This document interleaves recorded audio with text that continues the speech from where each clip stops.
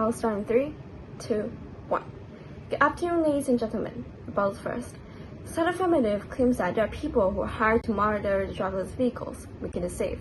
However, we cannot rule out the possibilities of driverless vehicles having an error.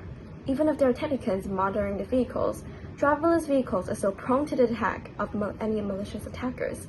According to my first speaker, they could find and exploit security holes in any number of complex systems to take over a car and will result in tragedy. Side affirmative keeps saying that driverless vehicles can lead in new technology. However, side affirmative, there are a lot of new technologies in the world.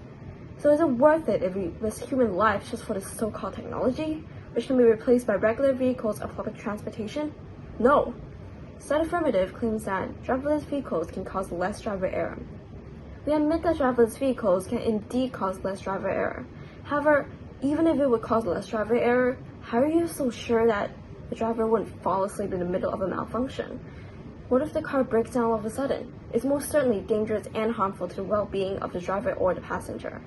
Now back to our team's case. Our team strongly believes that having driverless cars is worthless and detrimental. Our first speaker, Valerie, has already shown you the perspective of society. Our second speaker, Kayla, has shown the environmental and economic impact. So now, allow me to sum up the main clashes of today's debate and show you the reasons why we will take this debate. Clash number 1. Side affirmative claims that the idea of driverless vehicles are light and safe.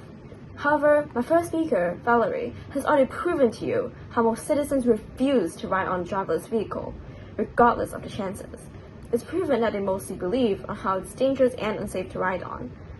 And indeed, the rate of car accidents are relatively higher, as driverless vehicles are programmed to go to a destination, and yet it cannot sense any car accident, which will result in tragedy. Besides, if a malicious attacker decides to target a driverless vehicle, it would cause a lot of trouble, both the well-being of the passenger and the damage caused to the car.